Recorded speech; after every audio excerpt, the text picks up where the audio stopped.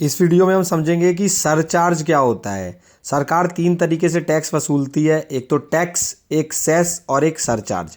Surcharge होता है tax के ऊपर टैक्स, लेकिन सरचार्ज उन्हीं के ऊपर होता है जिनकी टैक्सेबल इनकम, जिनकी टैक्सेबल आमदनी 50 लाख से ऊपर होती है।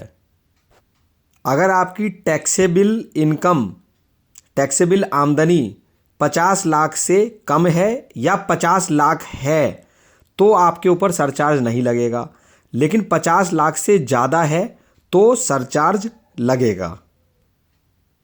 देखिए यहाँ पे लिखा हुआ है no surcharge if up to taxable income is 50 lakh या उससे कम। 50 लाख से ज़्यादा होगी तब, देखिए ओवर 50 लाख, 50 लाख से लेकर के अगर 1 करोड़ तक की इनकम है तो 10% का सरचार्ज आपको अलग से देना होगा। यानी कि मान लीजिए कि अगर आपका टैक्स बना 18 लाख, तो फिर उस 18 लाख पे 10% 1.8 लाख, तो वो जुड़ जाएगा 18 प्लस 180, तो आपका टोटल टैक्स बनेगा 19,80,000।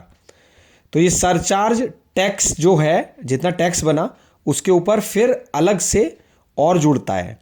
तो अगर इनकम 50 लाख से ज़्यादा है, 1 करोड़ तक है तो 10% सरचार्ज, 1 करोड़ से ज़्यादा है लेकिन 2 करोड़ तक है तो 15%, 2 करोड़ से ज़्यादा है 5 करोड़ तक है तो 25%, और 5 करोड़ से ज़्यादा है तो 37% सरचार्ज लगता है।